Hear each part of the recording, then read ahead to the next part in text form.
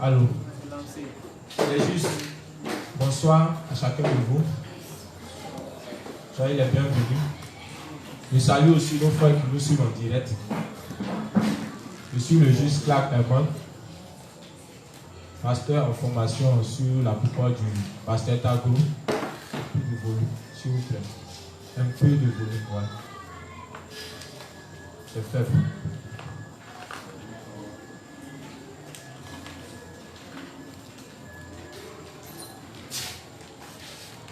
Allô? Oui, c'est bon. Ok. Donc, on va continuer l'enseignement sur notre thème qui est la nécessité de se mettre ensemble en rapport avec les 5 combinaisons. Donc, s'unir à l'église et aux serviteurs. Depuis 2 jours maintenant, on travaille sur le second point qui est la nécessité de s'unir à l'église. On a vu un peu c'est quoi l'église et pourquoi Dieu nous a confié l'église et quels sont les bienfaits d'être unis à l'église. Avant tout propos, on va d'abord commander le moment qui est main de Dieu. Donc je vais demander à la justice de confier ce moment entre les mains du Seigneur. Donc sur ce, on se dispose pour la prière. Bonsoir les justes. On va commencer par faire notre confession de foi. Ensemble, prions. Seigneur éternel, nous te disons merci de ce que tu nous as rendu sans péché devant toi pour toujours. Car c'est chaque jour dans notre vie de foi que nous voyons que nous péchons en pensée, en parole, par action, et cela volontairement ou involontairement, que nous devrions juger et jeter en enfer pour nos péchés. Mais dans ton amour plus grand que tout pour nous, tu nous donneras pour sauveur le Seigneur Jésus-Christ. C'est lui qui, par son baptême accompli au Jourdain par Jean-Baptiste, prit nos péchés passés, présents et futurs. Par sa mort et son sang versé à la croix, il paya le prix pour nos péchés, purifia notre conscience de péché et détruisit ce corps de péché. Par sa résurrection, il vaincut la mort, le séjour des morts et l'enfer pour nous. Par son ascension dans le ciel, il nous donna le Saint-Esprit que tu promis donner à tous ceux qui croiront en ses œuvres. Par ses œuvres, Seigneur, tu nous délivreras une bonne fois pour toutes des fausses doctrines de démons et de Satan. Merci, Seigneur, de nous avoir rendus justes, saints et sans péché devant toi pour toujours. Au nom de Jésus-Christ. Amen. Amen. Ensemble, confions le moment au Seigneur. Prions. Seigneur, nous te disons merci pour la force que tu nous as donnée afin d'être présent ce soir.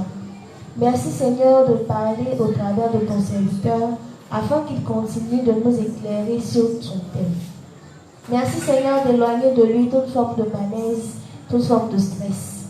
Merci Seigneur de presser le pas des retardataires, de disposer chaque cœur de juste ici présent à recevoir ta parole et de mettre dans nos cœurs l'envie, mais surtout la nécessité d'être unis à toutes les activités de l'Église. C'est au nom de Jésus-Christ que nous avons tous prié. Amen. Amen. Ok. Donc, comme c'est la coutume, on va faire une révision concernant ce qui a été dit hier sur l'enseignement concernant la nécessité de s'unir à l'Église. Donc, sur ce, qui voudrait nous rappeler un peu, il y a le frère derrière.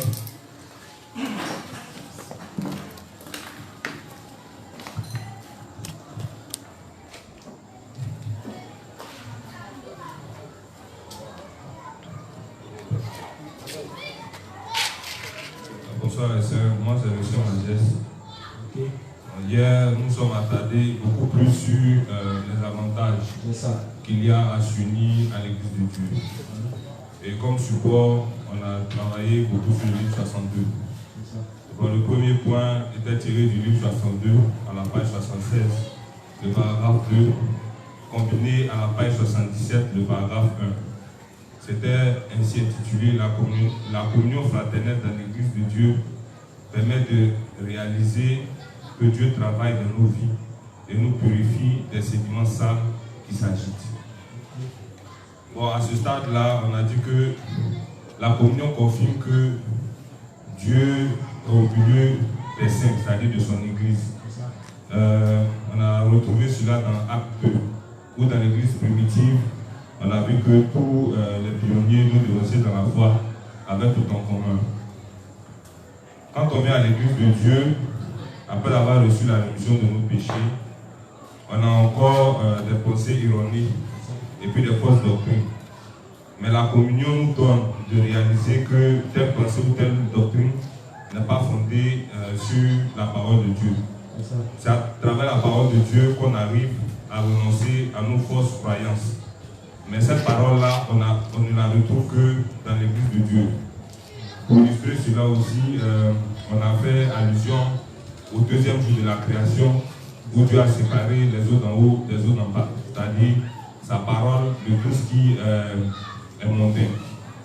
Bon, dans le deuxième point, tiré du livre 62 toujours, à la page 202, le paragraphe 2. Le titre c'est « Les croyants portent du fruit, les fruits du Saint-Esprit en s'unissant à l'Église ».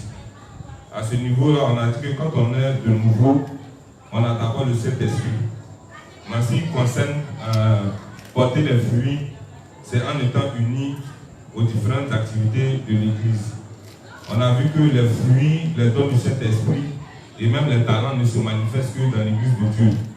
Pour illustrer ça, on a même pris le cas de plusieurs dévanciers qui, au départ, n'avaient pas en eux soit le don de la chanson ou bien d'acteur, mais qui par la suite ont commencé à développer cela aisément. C'est encore dans l'Église de Dieu qu'on apprend, par exemple, l'amour, aimer les pécheurs au point d'aller vers eux pour qu'ils aient la rémission de leurs péchés. Maintenant, on a dit que dans l'Église de Dieu, les fruits ne viennent pas, je veux dire quoi, d'un seul coup, mais cela vient graduellement, en fonction de notre taux d'assiduité aux activités spirituelles, c'est-à-dire l'union à l'Église, prêcher la parole ou bien ruminer la parole. Le troisième point est tiré toujours du livre 62, la page 102, du paragraphe 3. Le titre c'est « La vie de Dieu, lieu de correction, d'enseignement et de guidance ». On a dit que la vigne se rapporte à l'Église de Dieu. Et que c'est en étant unis à l'Église qu'on subit une transformation parce que l'Église est un lieu de correction. On dit tout commence dans l'Église de Dieu par l'imperfection. Et c'est petit à petit, en étant unis, que la transformation s'opère. Bon, on dit que l'Église réussit à changer le sein qui est uni, tant au niveau spirituel qu'au niveau charnel. Le quatrième point, c'est... Je vais t'arrêter, c'est déjà bon pour toi. Voilà, on va donner l'occasion aussi à d'autres personnes, voilà, de pouvoir aussi s'exprimer. Merci pour le résumé. Concernant le fait que l'Église soit un lieu de correction, d'enseignement et de guidance, on a un témoignage même au niveau de la zone de 13 juillet, un frère, voilà, qui est né de nouveau. Comme on le dit, il était même de nature un aussi, voilà, avec des cheveux un peu bizarres. La juste bêtise le connaît. Mais aujourd'hui, son apparence a carrément changé. Parce qu'il venait au départ, il avait encore son allure de Lucie, ses cheveux druides. Mais quand il est venu, pendant qu'on enseigne sur la nécessité de bien se vêtir, en passant les informations, voilà, il a compris que c'était important. Pourquoi? Parce que en parlant de bien se vêtir, n'oublions pas qu'on peut se retrouver du jour au lendemain sur le terrain d'évangélisation. Or, lui, quand tu le regardes, franchement, il ressemble à un aussi. Un vrai vagabond. Mais bizarrement, on ne l'a pas forcé. Il a vu que ce que disait la parole était vrai. Et à la suite des temps, quand il s'est coiffé, franchement, car les gens sont beaux. Joli garçon, ça tentait de canter avec les trucs bizarres. Et puis, on a remarqué par la suite qu'au fur et à mesure qu'il était uni à toutes nos activités, son visage commençait à se transformer, commençait à devenir rayonnant, commençait à devenir de plus en plus beau. Jusqu'à hier, j'ai dit ça une fois, et puis il y a l'une de notre responsables, Béatrice, elle dit même elle a fait la remarque que le gars là, franchement, ces 2 temps-là, il devient très beau. Donc c'est un peu pour illustrer ce que le principe nous enseigne. Amen. On a remarqué qu'ici aussi à l'église, C'est un lieu où l'Église nous guide dans les volontés de Dieu. Amen. Jusqu'à ce qu'on atteigne un jour le temps où on sera enlevé. Donc c'était juste pour illustrer ça. Donc je continue toujours à vous écouter concernant l'enseignement qui a eu lieu hier. Même si vous dites, vous citez un principe que vous expliquez, c'est déjà bon. On veut s'assurer qu'au moins vous avez compris, et ceux qui n'étaient pas là hier, ça serait une occasion pour eux, voilà, de savoir ce qui a été fait hier. Un principe, c'est pas mauvais. Alors, si tu veux faire comme le frère aussi, c'est bénissant. Bonsoir, la juste. Bonsoir, la juste. Hier, on a vu aussi un principe dans le livre 62 aussi à la page 119, paragraphe 2. C'est vivre pour le Seigneur avec notre cœur uni à Dieu et à l'Église n'est pas quelque chose que nous devons porter au silence, comme si nous suivons les. Voilà, c'est ça. On a dit que nous, les saints, nous ne devons pas ignorer le fait d'être unis à l'Église et qu'il y a des avantages au fait d'être unis à l'Église. Que les saints qui ne sont pas unis à l'Église, ça sera difficile pour eux de garder la foi. Et qu'il y a des bénédictions au fait aussi d'être unis à l'Église. On a dit dans le livre 37, la page 294, paragraphe 2. Ok, là juste. Déjà quand elle a donné le titre en disant que le fait de parler de s'unir à l'église n'est pas quelque chose qu'on peut passer facilement sous silence. Quand le révérend le dit là, vous savez au moins pourquoi il le dit, non? Parce qu'on a vu les avantages de quoi? D'être lié à l'église, n'est-ce pas? Mais toutes ces choses-là, vous imaginez, si on ne demande pas aux justes d'être unis à l'église, on peut manquer de recevoir tous ces avantages dans notre vie de foi. Amen. Parce que déjà, on parle de transformation. On dit c'est dans l'église. D'autre part, il a cité encore un principe qui dit que c'est quand on est unis à l'église qu'on porte les fruits du Saint-Esprit. N'est-ce pas? Il a encore cité d'autres principes, comme quoi par exemple, aidez-moi. Il dit.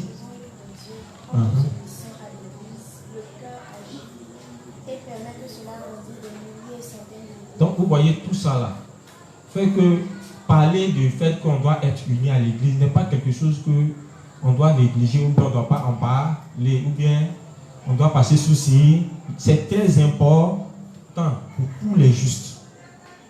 En étudiant ça, ça va amener chacun à réaliser l'importance de l'église dans la vie du juste. De sorte que, même s'il arrive parfois que Satan veut nous emballer, il dit non, tu n'as pas besoin d'être uni à l'église, ou bien sans l'église, tu peux mener ta vie de foi.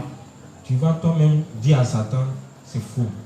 Parce que j'ai été enseigné sur la valeur de l'église et les avantages qu'il y a à être uni à l'église de Dieu. Donc, sans savoir ces choses, c'est comme si on venait fréquenter l'église comme étant des suivants. Est-ce que vous voyez un peu? On vient, mais on ne sait pas pourquoi on doit venir. On se comprend. Or, quand tu sais, même s'il arrive par moments que tu passes par des moments difficiles, ou bien il arrive un événement qui vient troubler l'église, toi, ça ne va pas t'emporter. On se comprend? Voilà. Parce qu'il va arriver des temps comme ça. Satan ne va pas lâcher l'église, comme l'a dit l'inspecteur Hassan dimanche quand il est passé à Trèves. Il dit Satan ne cesse jamais d'attaquer l'église. À chaque fois, il va s'assurer que l'église là passe par des situations de sorte qu'elle soit divisée.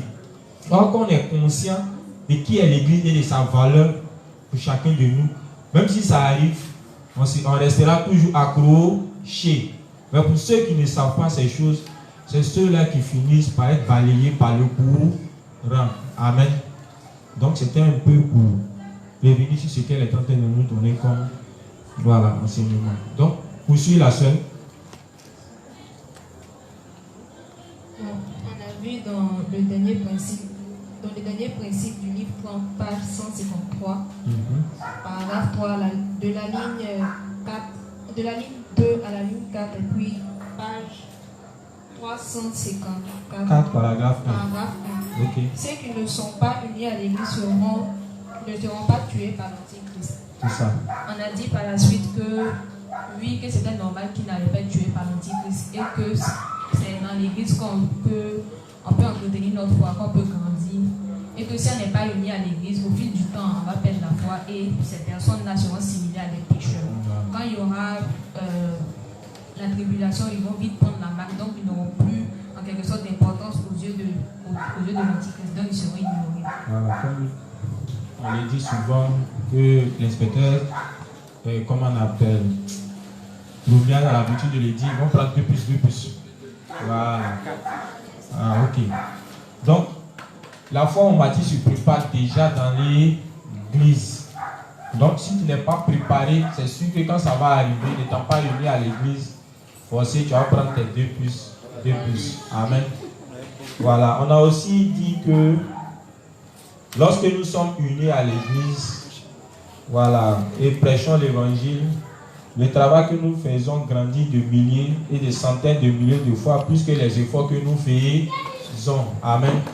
Donc c'est d'abord ici, mais ça concerne aussi les églises filles qui sont rattachées à l'église mère, parce que l'église mère ayant déjà l'expérience, voilà, de la vie de foi, quand tu suis ces instructions, ces orientations, ça permet que le travail que tu es en train d'abattre là produit beaucoup de fruits. Amen. Voilà. Et ça, on a beaucoup de témoignages de ce genre, puisque Kobo nous a toujours donné des conseils concernant nos zones, quelle attitude on doit avoir à chaque étape. Il nous donne des orientations. Et il faut dire que c'est grâce à ces conseils, grâce à ces orientations, qu'aujourd'hui, le travail que vous voyez dans toutes les zones là, porte du fruit. Amen. Donc, quand on est unis, c'est comme une entreprise. La même entreprise qui est représentée par des petites, voilà, dans les différentes zones. Amen. Donc, s'il y a lieu de dégager les moyens pour que toutes ces petites zones, toutes ces petites entreprises qui sont sous la coupole de la grande entreprise prospèrent, c'est tout à fait normal, vu que l'église est quoi? Est l'entreprise de qui? De Dieu lui-même. Donc, c'est sûr que quand les petites églises annexes sont unies à l'église mère, c'est sûr que quand la bénédiction descend sur l'église mère, ça se répand sur les églises filles. Donc, le travail que nous apportons là-bas, c'est sûr que ça va porter du fruit. Amen. Ok. Donc, on va continuer aujourd'hui, cette fois-ci avec le livre 30. Le livre 30, page 53, paragraphe 3. Livre 30, page 53, paragraphe 3, ligne 8. Livre 30, page 53, paragraphe 3, ligne 8. Associé à la page 54, paragraphe 1. Ligne 1. Nous ne pouvons pas servir le Seigneur s'il n'y a pas d'église. Nous ne pouvons pas servir le Seigneur s'il n'y a pas d'église. Voici encore l'un des avantages d'être unis à l'église. Nous ne pouvons pas servir le Seigneur s'il n'y a pas d'église.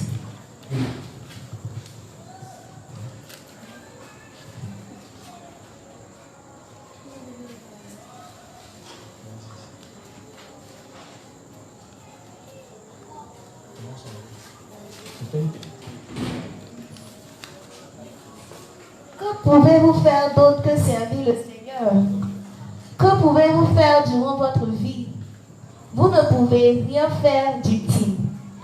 Si l'église de Dieu ne nous était pas donnée, que ferions-nous? Nous serions comme les ânes qui portent une charge de bois. Donc il dit, s'il n'y avait pas d'église, on serait comment? On serait comme des ânes errants, ça et là. Voilà. Continue. Nous serions comme les ânes qui portent une charge de bois, de la paille, tirent un char, servent leur maître travaillant jusqu'à l'os, jusqu'à sa mort, puis étant vendu pour sa viande. Je suis vraiment reconnaissant qu'il nous ait délivrés. Autrement, nous aurions pu être comme l'âne. Nous ne pouvons pas servir le Seigneur s'il n'y a pas d'église, et nous ne pouvons pas faire le bien si nous ne servons pas le Seigneur. C'est pour cela que je suis si reconnaissant que Dieu nous utilise et monte sur nous, nous qui ne pouvons rien faire de bon sans lui. Amen. Amen. Pourquoi le révérend dit s'il n'y a pas d'église, on ne peut pas servir le Seigneur? Pourquoi le révérend dit ça? S'il n'y a pas d'église, on ne peut pas servir le Seigneur. C'est dans l'église qu'il y a les serviteurs. Oui. Parce que l'église est l'entreprise de Dieu. C'est le lieu de travail de Dieu. C'est son lieu de travail. On avait déjà vu ça. Or, le travail qui se fait dans l'église, c'est quoi? C'est d'abord prendre soin des âmes qui ont été déjà sauvées. Mais ça aussi fait quoi? Aller dans le monde, sauver ceux qui n'ont pas reçu la rémission des péchés. Amen. Et dans le thème qu'on a eu à traiter, qui est la nécessité de s'unir aux serviteurs, on avait dit que c'est lorsque nous sommes unis aux serviteurs qu'on peut arriver à faire quoi? À faire l'œuvre de Dieu. Amen. Il a dit aussi que c'est en étant unis à eux qu'on pourra apprendre, qu'on pourra faire quoi? On pourra aussi grandir. Mais on est ici une église. Vous voyez combien, par quelle étape nous passons avant de pouvoir être aptes à pouvoir prêcher l'évangile, n'est-ce pas? Quand on est de nouveau, on nous demande de faire quoi? On nous demande de mettre un temps à part pour se faire former. Mais mettre un temps là, ça ne signifie pas qu'on reste chez nous à la maison et puis on bosse nos livres. Non. On nous demande d'être unis aux différentes activités, n'est-ce pas? Et généralement, quand on est encore nouveau, l'Église établit des programmes selon lesquels on s'assure d'abord que les fondements de la foi sont bien bâtis avant de nous enseigner soit l'art d'évangéliser, mais aussi les principes sur l'obéissance, etc., etc.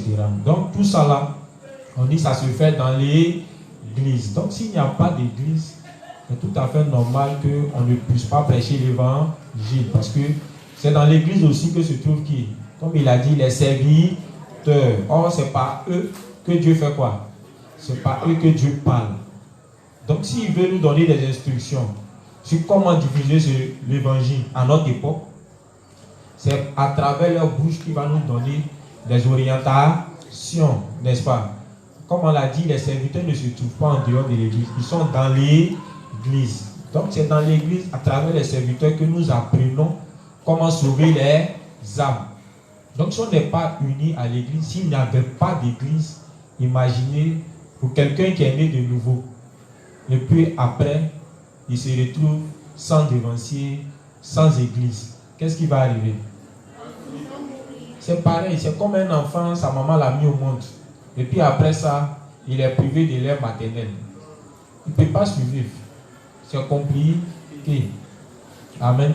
Donc de même, ici le révérend nous dit que il est impossible pour chacun de nous de prêcher l'évangile si l'église n'existe pas. Donc ceux qui pensent pouvoir prêcher l'évangile sans l'église, ici le révérend est en train de nous rappeler que ça sera difficile.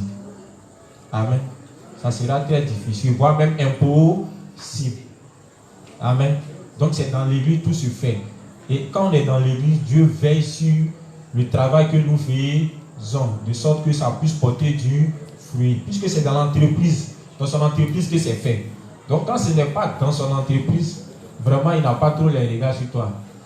Tu vois un peu, non? Voilà. Et généralement, un saint même qui est hors de l'église et qui veut travailler tout seul, ça montre déjà que son cœur n'a pas encore accepté l'ordre que Dieu a établi. Donc, c'est sûr que Dieu, pour le ramener à l'ordre, va le laisser seul.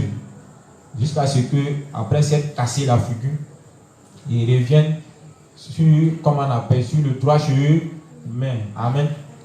Ok, donc là, on a compris. On n'a pas besoin de faire trop de commentaires. On sait que sans l'église, qui est l'entreprise de Dieu, là où ses serviteurs se trouvent, il est impossible pour nous de faire quoi? De prêcher l'évangile. Le révérend dit on serait comme quoi? Des ânes en train de faire quoi? Les choses du monde. C'est pas l'église même par moment que on nous exhorte sans cesse à faire quoi? À prêcher l'évangile. À chaque fois, c'est dans l'église, on nous rappelle notre devoir en tant que saints qui est de prêcher l'évangile. Et l'église aussi nous enseigne les diverses manières par lesquelles on peut faire quoi? On peut prêcher l'évangile. Parce que ça fatigue aussi beaucoup les saints. Certains se disent, comme ils ne sont pas capables de prêcher l'évangile, ça veut dire qu'ils ne sont pas utiles entre les mains de Dieu. C'est faux. Dans la justice, il y a même des cantiques qui disent que dans l'église de Dieu, le travail se fait à plusieurs niveaux.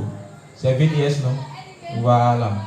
Par ta prière même là, c'est aussi faire l'œuvre de Dieu. Beaucoup ignorent ça. Que le simple fait de prier pour les sujets de l'église, prier pour que ceux qui sont sortis à l'évangéliser, Dieu permet que le travail porte du fruit. Tout ça là, c'est aussi faire l'œuvre de Dieu. Amen. Apporter nos contributions financières, c'est aussi faire l'œuvre de Dieu. Amen. Donc il y a beaucoup. Chanter, il y a beaucoup de choses qu'on peut faire. Mais tout ça là, c'est l'église qui nous apprend ces choses. Sinon, seul, avec nos pensées qu'on a amassées dans le monde, on peut s'imaginer beaucoup de choses. Certains, même quand ils viennent dans l'église, vu qu'ils ont peut-être des défauts de savoir s'exprimer, par moment, ça devient un handicap pour eux. On avait étudié un principe comme ça à 13 villes, mais le révérend dit qu'on ne doit pas laisser notre handicap créer un complexe dans notre vie. Si tu ne sais pas parler, ta manière de parler qui est tordue, là, pourvu que les gars là, ils comprennent. Ou bien si c'est trop chaud, tu as ton étini, non? Il faut parler dans ton étini. Tout ça là, c'est faire l'œuvre de Dieu. Ou bien, maintenant si tu sais que tu ne peux pas parler même là, tu peux venir te cacher en bas des chants et dire, ah, je vais m'associer à vous et puis chanter. Au moins là, tu fais quelque chose dans sa maison. On a vu même des soeurs qui ne savent pas lire, qui ne savent pas écrire.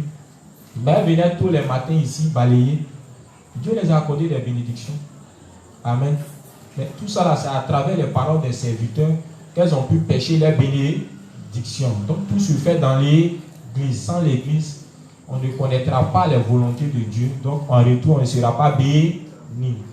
Amen. Ok, donc on va passer au principe suivant.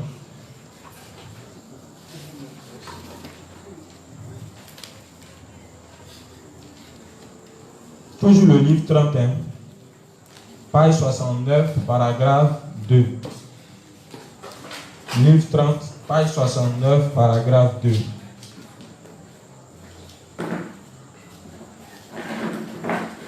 Donc, parlant du fait que sans l'église, on ne peut pas faire le vieux Dieu, ça, le texte de Acte 2 aussi en parle. Parce qu'on a vu que l'église étant unie, on dit Dieu a ajouté à l'église tous ceux qui étaient sauvés. Ok. Livre 30, page 69, paragraphe 2. Le rôle de l'église quand nos faiblesses sont révélées et que nous les admettons. Je rappelle, on est en train de voir les avantages d'être unis à l'église. Donc, si on comprend bien, on va comprendre l'importance de l'église dans notre vie de foi. Okay. Mais aucune personne dans l'église de Dieu ne vous rejettera en montrant vos manquements comme un problème. L'église de Dieu pointe vos faiblesses quand elles sont révélées, mais au lieu de vous condamner, l'église vous enseigne à louer le Seigneur qui a pris même les erreurs par l'eau, le sang et l'esprit. Ne pensez pas, s'il vous plaît, que l'église de Dieu ne pourra pas accepter vos erreurs, insuffisances et faiblesses. Quand vous humiliez votre cœur, reconnaissez vos erreurs volontairement et venez devant le Seigneur demander son aide. Le Seigneur vous utilisera comme un instrument précieux dans son œuvre. Amen. Donc voici encore l'un des avantages. Le titre c'est le rôle de l'église quand nos faiblesses sont révélées et que nous les admettons. Le révérend vient de souligner un point très important. c'est qu'étant unis à l'église, on dit l'église ne nous rejette pas quand nos manquements sont révélés. Ils ne voient pas ça comme un grave problème. Puisqu'il est dit quoi? Il y a un principe dans le cahier de principes spécialisés. Il est dit que nos limites ne rentrent pas en ligne de compte lorsque nous faisons quoi? Voilà. Et ça, les apôtres l'ont démontré. Je crois bien dans Corinthiens, il est dit que si on voit les faiblesses d'un frère, ceux qui sont spirituels doivent le reprendre avec douceur. Amen. Voilà. D'autre part aussi, je crois dans 1 Jean, il est dit que lorsque nous voyons un frère commettre un péché qui ne mène point à la mort, ce qu'on doit faire, c'est quoi? C'est prier. Donc au départ, quand on est encore immature, on est encore petit dans la foi, l'église sait qu'on fera beaucoup d'erreurs, puisqu'on a encore les choses du monde dans nos cœurs, on est encore attaché à nos pensées. Donc il peut arriver que sur le terrain d'évangélisation, un nouveau-né coupe la parole à son dévancier et puis veut s'exprimer. Bon, si c'est un dévancier qui est passé déjà par là, ou bien qui sait que celui qui est en train d'agir est petit dans la foi, il peut facilement le comprendre et puis le reprendre avec douceur en lui enseignant la méthode qu'il doit mettre en pratique. Mais tout ça là, l'église tolère. L'église tolère beaucoup nos faiblesses. Tous ici, on a dû faire beaucoup d'erreurs, mais ça n'a pas été un problème pour l'église. Mais n'oublions pas, en même temps, l'église tolère nos faiblesses, il y a des limites. Puisqu'il a été dit de l'autre côté, quand quelqu'un est méchant et qu'il ne reconnaît pas sa méchanceté, il dit parfois on va faire quoi? Voilà. Donc en même temps que l'église est patiente avec nous, en même temps que l'église tolère nos manquements, mais il y a des limites. Il a dit, c'est quand on reconnaît qu'on a mais. Donc si tu fais une erreur, qu'on te reprend, ce que l'église attend, c'est simplement de reconnaître ta faute, d'admettre et puis de t'excuser. Ça là, est-ce que c'est difficile? C'est pas compliqué, n'est-ce pas? Mais parfois c'est compliqué quand on est encore attaché à notre propre personne, n'est-ce pas? Voilà. Donc, ne pensez pas que c'est du tout facile, non. En même temps qu'on voit que c'est facile, mais quand quelqu'un a son ego, est attaché à sa propre personne, il est difficile pour lui de se rabaisser. Sinon, au niveau de l'église, quels que soient les manquements que nous allons manifester, quelles que soient nos erreurs, l'église est prête à les accepter. C'est comme une mère qui voit son enfant très petit faire beaucoup de bêtises. Et ça, pour ceux qui sont déjà papa ou maman, ils savent de quoi je parle. Voilà. Souvent, l'enfant, il regarde ton écran, tu as payé cher, il est prêt à soulever, boire pour taper dessus. N'est-ce pas? Mais un enfant comme ça, tu ne peux pas prendre du coup, boire pour le taper ou bien tu ne peux pas le frapper. Tu sais que l'enfant qui est en train d'agir là, il est inconscient. Si toi-même tu n'es pas vigilant pour l'attraper, tu vas venir trouver ton écran en morceaux. C'est de la même manière l'église se comporte envers les justes. On sait que quand on vient dans l'église, on est encore immature. Donc l'église prend la peine de nous interpeller, même de pointer du doigt nos péchés. Ce qui est le problème avec les justes, c'est qu'on refuse que l'église pointe du doigt nos erreurs. Mais quand l'église dit ça, ce n'est pas dans le but de faire quoi? De nous rejeter ou bien de nous condamner, non. Le rôle d'un serviteur, on dit, c'est de faire quoi? C'est de montrer les péchés, n'est-ce pas? Et puis de nous montrer le moyen de faire quoi? De résoudre ce problème. Donc quand l'église, par moment, à travers les serviteurs, pointe du doigt à nos péchés, ce qu'on doit faire, c'est de les reconnaître, c'est d'admettre et puis demander de l'aide à Dieu pour renoncer. Sinon, ce n'est pas dans le but de nous faire du mal en fait. Amen. Donc, ce que le révérend est en train de dire ici, si on a retenu ça, à tout moment qu'on va faire des erreurs, déjà on aura en tête que ce n'est pas un problème au niveau de nos dévanciers, si seulement on les reconnaît. Donc, si nos dévanciers nous appellent par moment pour dire voici ce qu'on a remarqué, voici ce qu'on dit de toi. Si réellement tu as fait la bêtise, ne pense pas que si tu avoues, ou bien si tu reconnais, voilà, l'église va te chasser. Non, ça ne se fait pas. On dit si seulement tu reconnais que tu as admets, il n'y a pas de problème, n'est-ce pas? Voilà, l'église est prête à te pardonner et puis t'enseigner maintenant les principes qui peuvent t'aider à désormais changer ta manière de te comporter, n'est-ce pas? Maintenant, si tu en fais un peu trop et que tu n'écoutes personne, là, le révérend dit, on est obligé de prendre des sanctions. Amen. Donc, pour chacun de nous qui sommes ici, qui étudions ce principe, sachant que l'Église est prête à nous accepter avec nos fautes, avec nos manquements. Amen. Et pour bien avoir une idée claire là-dessus, comme j'ai dit, il y a le cahier de principes spécialisé où le thème est traité, marcher avec Dieu. Et nos limites n'entrent pas en ligne de compte quand on sait l'évangile. Amen. Ok. Dieu même sait qu'au fur et à mesure qu'on grandit, au fur et à mesure nos limites, nos imperfections. Donc c'est à tous les niveaux. Même les dévanciers font des erreurs. Les petits aussi font des erreurs. Mais l'Église fait quoi? On dit l'Église pardonne tout. Si seulement on les reconnaît. Amen. Et on a pris des passages où l'apôtre Paul même le dit, n'est-ce pas? Voyant les faiblesses de certains saints, il dit on doit les reprendre, nous qui sommes spirituels, on doit les reprendre avec douceur. Puis, de faire très attention à nous-mêmes. Mais si Paul est arrivé à ce niveau-là de compréhension, de tolérance envers les saints, c'est parce que lui-même là, il s'est vu manifester des imperfections dans sa chair. Là, on peut le voir dans le texte de Romains 7,14. N'est-ce pas? Paul parle de l'imperfection de sa chair.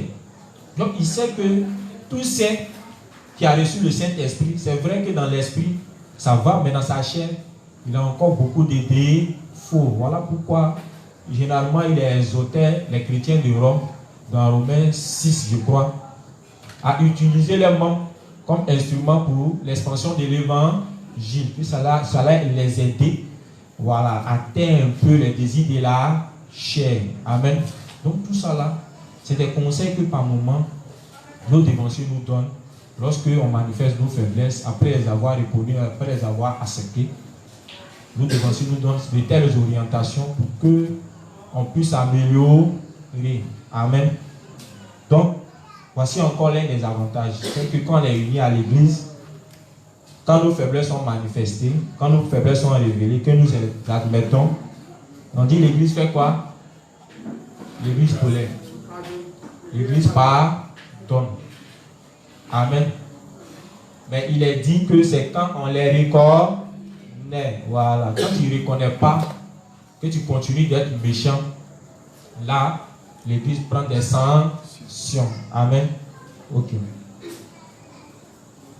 Donc on va poursuivre toujours.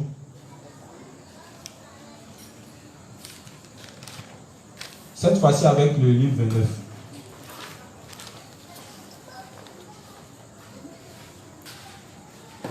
Livre 29, page 318, paragraphe 2. Ligne 1 à ligne 2. Livre 29, page 318, paragraphe 2, ligne 1 à ligne 2. Même si nous sommes insuffisants, nous ne perdrons jamais notre foi si nous sommes unis à l'Église. Même si nous sommes insuffisants, nous ne perdrons jamais notre foi si nous nous unissons à l'Église. Voilà.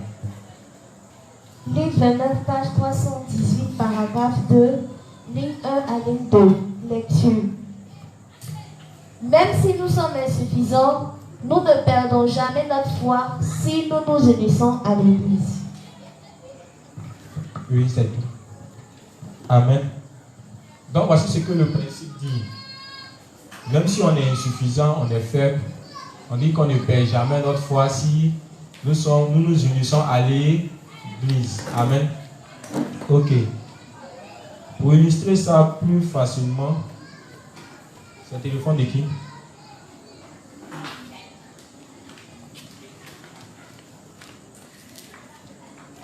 Généralement, quand nous naissons de nouveau, on est encore petit dans la foi, on manque de connaissance, n'est-ce pas? Et quand on rejoint l'église, généralement il arrive qu'on soit confronté à des incompréhensions ou bien on tombe sur des personnes, voilà, qui parfois veulent corrompre notre foi avec des paroles du monde, avec des enseignements qui ne sont pas basés sur la Bible, n'est-ce pas? Il est arrivé plusieurs fois qu'on tombe sur ce genre de personnes, soit un faux pasteur, ou bien on tombe sur Internet, un faux enseignement qui vient troubler notre foi. Mais ce qui est avantageux, c'est que généralement, quand on entend ce genre de choses, qu'est-ce qu'on fait? On revient vers nos dévanciers, n'est-ce pas? Et on les expose. Soit si c'est un pasteur qui a donné un enseignement, voilà, qui un peu perturbe notre foi, quand on revient vers les dévanciers et qu'on les explique le fond, généralement ils nous remettent sur la vérité, n'est-ce pas? Ils nous mettent sur la vérité, ils nous expliquent que tout ce que ce dernier-là a dit, c'était des faux enseignements qui viennent des paroles qui sont en bas.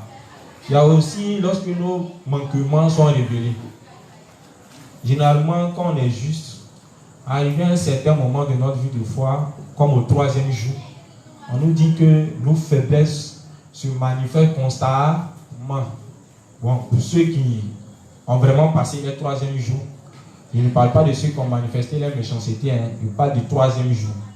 Parce que dans le 3e jour, c'est là ta vraie nature se révèle. Et quand tu es dans ton 3e jour, généralement, tu as un sentiment de honte. Tellement tu es dégoûté de toi à cause des imperfections de ta chair. Souvent, tu as envie d'abandonner tout. Tu as envie même de quitter l'église, quitter la justice, parce que tu t'es dit que avec ça, est-ce que c'est sûr que Dieu peut te considérer comme étant injuste?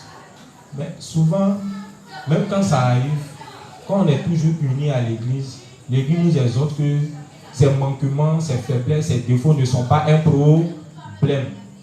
Amen.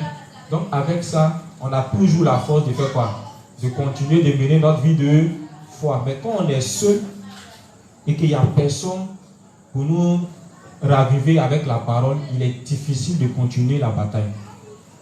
Parce que Satan sait une chose. Il est un moyen par lequel il tue rapidement la foi des justes et nous pousser à commettre beaucoup de péchés. Donc plus tu commets des péchés, plus si tu n'es pas affermi dans la foi, tu risques de quitter l'évangile.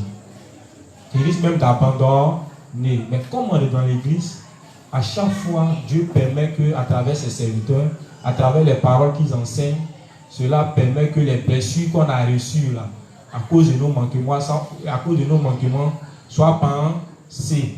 Amen. Voilà. Donc, quand le révérend dit que si on est unis à l'église, malgré nos insuffisances, Satan ne pourra pas nous tuer. C'est une chose qui est évidente. Amen. Il y a un autre fait même. Lorsque généralement on ne sait pas évangéliser, par moment, quand on est unis à l'église, l'église nous défend d'aller évangéliser seul. On nous dit de faire des fronts quoi? Assister. Mais pourquoi on le dit? C'est afin de nous protéger. Et beaucoup de saints qui n'ont pas respecté ça, aujourd'hui ont perdu la foi. D'autres même jusqu'à aujourd'hui, leur foi est troublée. Parce qu'ils ont pensé qu'après avoir retenu 2 ou 3 versets, ils sont aptes à aller évangéliser. Dans le monde là, il y a des géants. Est-ce que vous savez ça? Ne pensez pas que parce que tu as lu livre 1 ou bien tu as amassé 2 versets, 3 versets, tu connais la loi, c'est un sacrificiel. Ceux-là, c'est Satan même qui travaille à travers eux. Donc là, au fur et à mesure, ils actualisent les doctrines. Vous prenez un gars comme par exemple Gédéon. Bon, pour un juste qui est encore petit dans la foi, imaginez ce dernier face à Gédéon. C'est pas sûr qu'il résiste, n'est-ce pas? Mais s'il a un dévancier auprès de lui, même quand le front se passe, il est protégé par la foi de qui? Par la foi du dévancier. Parce que tout ce qui est fausse doctrine que le serviteur de Satan envoie, le serviteur fait quoi? Lui, il anticipe et puis il corrige ça. Et généralement, ça fortifie encore plus la foi des nouveaux nés. Amen. Donc, quand il parle de nos faiblesses, qui ne vont pas nous faire perdre la foi en étant unis à l'église, il faut dire que c'est l'un des grands avantages lorsqu'on est unis à l'église. Parce que tant qu'on sera unis, tant qu'on sera protégé, amen. Même concernant même les différents responsables de zone, les différentes zones, vu que l'église mère a été beaucoup attaquée par le diable, ils connaissent plus ou moins comment le diable attaque et comment il agit. Mais quand tu es une petite église fille, que tu es uni à l'église mère, même quand Satan vient troubler ton assemblée, tu arrives à protéger les âmes. Pourquoi? Parce que si tu te réfères à tes dévanciers, ceux-là même qui sont déjà passés par là, tu auras quoi? Tu auras les éléments qu'il faut pour protéger les troupeaux sur lesquels tu es établi. Et ça, je me rappelle un moment, la zone de 13 villes était attaquée, voilà, par certains frères qui se sont levés contre l'église. Ils ont commencé à troubler la foi des plus petits. Mais à chaque fois, je venais faire part de toutes les situations que je traversais dans la zone à mes devanciers. Et par moments, même certains parmi eux venaient à 13 villes. Mais les méthodes de travail, franchement, a fait que l'attaque qui était menée dans la zone, rapidement, Satan a plié sa queue. Parce que tous ceux qui étaient atteints par les pensées que Satan a envoyées dans leur cœur, simplement avec les principes, à chaque fois qu'on rappelait, à chaque fois qu'on enseignait, il faut dire que c'est comme si le révérend savait qu'on allait passer par là. Et quand les dévanciers viennent, qu'ils expliquent, ceux-mêmes qui sont concernés, ceux-mêmes qui sont affectés là, franchement, c'est comme s'ils reçoivent des coups. Parce qu'ils voient que, bon, leur manière de mener leur vie de foi, et puis ce que les précieux sont en train d'enseigner, c'est carrément différent. Donc, seuls, ils réalisaient que le chemin qu'ils sont en train d'emprunter, c'est un chemin qui est erroné. Amen. Et c'est de cette manière-là qu'on a fait un nettoyage dans la zone de 13 jours. Et aujourd'hui, même s'il y a quelques-uns que Satan continue de fatiguer, c'est tout à fait normal parce que, comme l'inspecteur l'a dit, Satan continue toujours, sans cesse. Mais heureusement qu'avec l'Église, il y a déjà des enseignements qui sont préparés pour pouvoir anticiper. C'est pourquoi les thèmes qui sont choisis dans l'Église, là, ce n'est pas le fruit d'un hasard. On parle de nécessité d'identifier son leader. À chaque fois, on répète. Souvent, les saints même, là, ça les saoule. Or, ça ne doit pas nous saouler. C'est fait parce que, à la base, c'est par ces moyens-là que Satan a. Quand il n'y a pas d'ordre, en tout cas, Satan, il viendra mélanger tout. Donc, pour amener les justes à identifier les serviteurs, à leur faire confiance et à croire en tout ce qu'ils disent, déjà, c'est tout à fait normal qu'ils les identifient. Parce qu'il y a ceux-là qui sont les vrais, comme on l'a vu, et il y a ceux-là qui sont des loups déguisés en serviteurs. Même s'ils croient en l'évangile, mais à la base, leur cœur n'est pas droit. Mais ces thèmes-là aujourd'hui, là, ça nous permet de voir clair qui sont les dévanciers, pourquoi on doit leur faire confiance et autres. Donc rien n'est fait dans l'église au hasard. Amen. Même concernant le cours sur l'alimentation. C'est des choses là qui sont très bénissantes. Aujourd'hui, l'église nous rappelle comment se nourrir. Mais pour ceux qui mettent ça en pratique, ils voient un peu les miracles qui s'opèrent. Et nous autres qui avons l'habitude de manger porc les 23h, les minuit, aujourd'hui on a changé d'alimentation, ça va. Parce qu'avant, c'était beaucoup de crises d'hémorroïdes, n'est-ce pas? Donc on se disait que ce pays c'est chaud. Or, une fois qu'un juge commence à dire que ce pays c'est chaud, donc il doit faire ça, ça veut dire qu'il manque de foi. Quand l'église met un enseignement en place et nous demande de suivre, même si on n'a pas les moyens, c'est le moment pour nous de faire confiance à Dieu et de lui demander les moyens. Donc, pour ceux-mêmes qui n'avaient pas les moyens, vu que l'église demande de bien manger, déjà dans nos prières, on a soumis ça à Dieu. Ah Seigneur, voici comment on voudrait manger désormais en rapport avec les différents thèmes qui sont enseignés. Et Dieu merci, Dieu permet qu'on corrige chaque chose. Amen. Donc, vous voyez qu'au départ, c'était dur, mais avec les enseignements, avec les orientations, ça permet qu'aujourd'hui on puisse tenir. Amen. Même quand il s'agit des personnes qui sont malades, tout ça là, l'église apporte beaucoup de soutien. tient. Parce que quand quelqu'un est malade, qui n'a pas la visite de ses frères, de ses soeurs, c'est difficile. Et remarquez que souvent, dans les informations, on rappelle sans cesse aux justes de nous appeler mutuellement.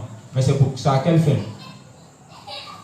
C'est pour que par moment, ceux qui on ne voit pas, qui sont par exemple dans des difficultés ou bien qui sont malades, en les appelant ou bien en les rendant visite, ça puisse leur donner la force de pouvoir surmonter la situation qui traverse. Parce qu'il y a beaucoup de saints comme ça qui ont perdu la foi. Ils disaient qu'ils n'ont pas reçu la visite des saints. En temps dans le monde, c'est quelque chose qui ne néglige pas, hein, les églises du monde là. Quand quelqu'un est malade, il se mobilise beaucoup à aller rendre visite. Mais généralement, on a tendance à négliger ça dans l'église de Dieu. En tant que c'est des choses qui nous permettent d'être sous la protection. Amen. Parce qu'en allant rendre visite à nos frères et sœurs, c'est comme leur donner la force. Voilà. Parce que souvent, quand tu es malade, tu te sens seul dans le combat. Amen. Donc, on retient ça. Quand on est unis à l'église de Dieu, même si nous sommes insuffisants, on ne perdra jamais notre foi. Amen. Ok. Livre 28. Page 382, paragraphe 1. Livre 28. Et livre 28, page 382, paragraphe 1.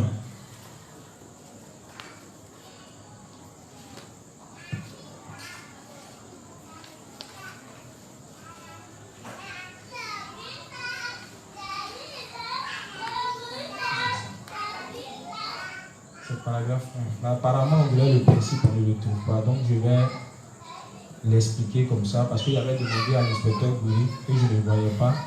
Et il m'a dit quand même d'expliquer. Donc, le titre c'est s'unir à l'église, faire grandir et battre sa temps.